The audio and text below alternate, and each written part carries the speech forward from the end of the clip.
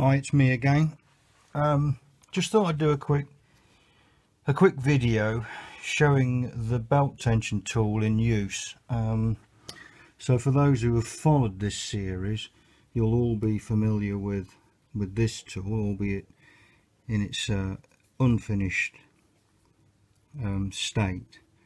But the issue, if you remember from the first video I did, was with the old blade, it was really jerky trying to get it set. So this now glides up and down, and the issue that I was having was that when you were trying to set against the belt, the idea is you set the blade against this guard with this on the belt, and then you push up, and that then forces that down and gives you an indication of belt tension.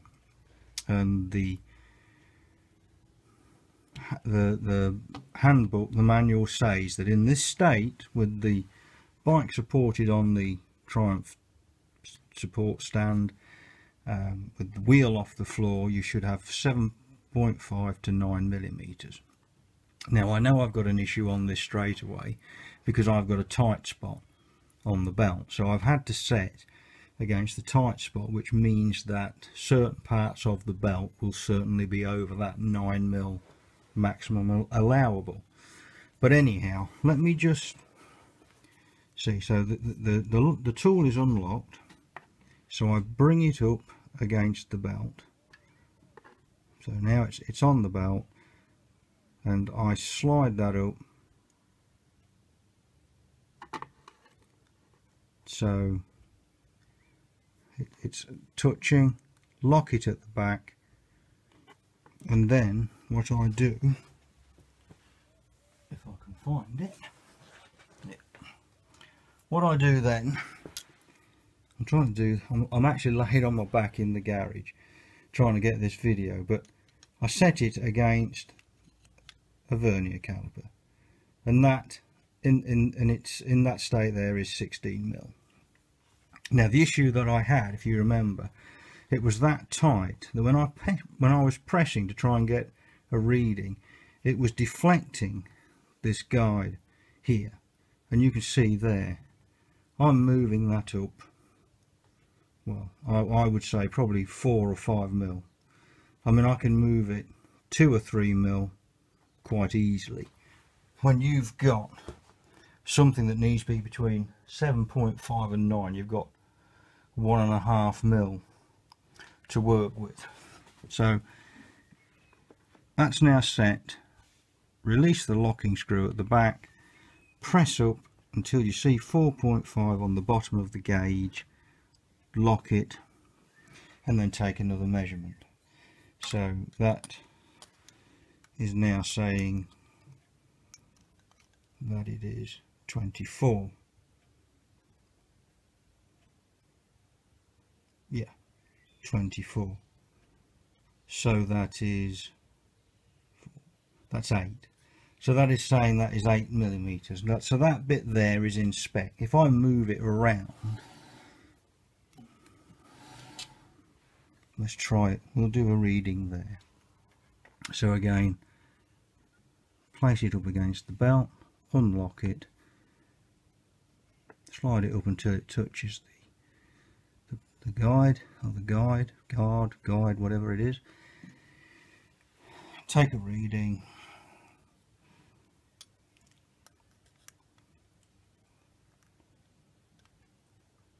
So that's roughly about, I'm going to say that's 15.5.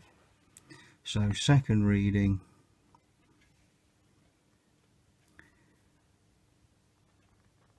okay, lock it, oops, and then that's 25. So that's 9, about 9.5. So that is just out of spec there.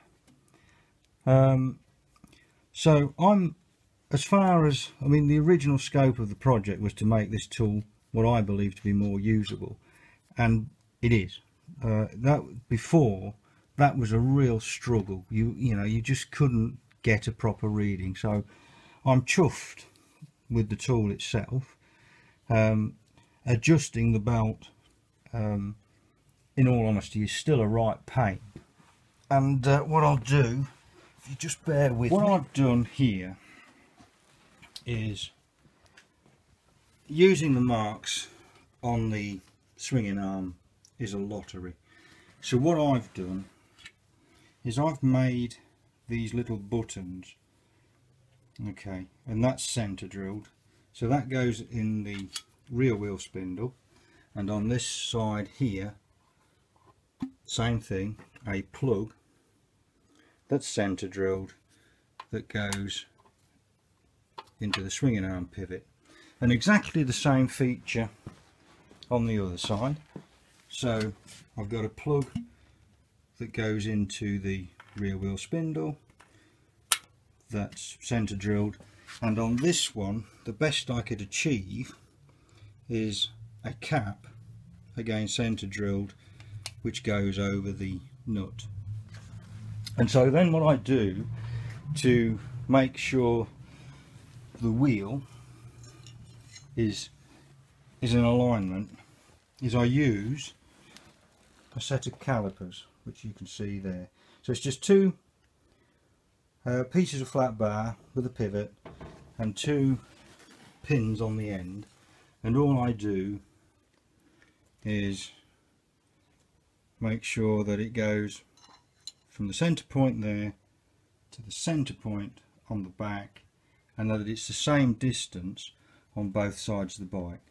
And it's a method I've used, in all honesty, for as long as I can remember, from the old days when we had to adjust our chains.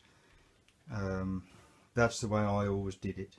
In more recent years I've ridden BMWs, and so it's not been a problem, but that to me is the only way that I can see that I can be fairly sure that that rear wheel is in that bike in line with the front wheel and the frame and everything else. As long as the swinging arm is true, everything else has to align. The rear wheel spindle has to be parallel to the swinging arm spindle to allow the wheel to run true. The only downside is it's a bit of a clat. You have to take this side cover off. You have to just drop the water bottle, the expansion tank off. You have to take the silencers off. I don't really know how else you could do it, because you've got to get a socket on there with a torque wrench to tighten back up. So that's what I do. I hope that's been of some use to you. Thank you for watching, and I'll catch you later.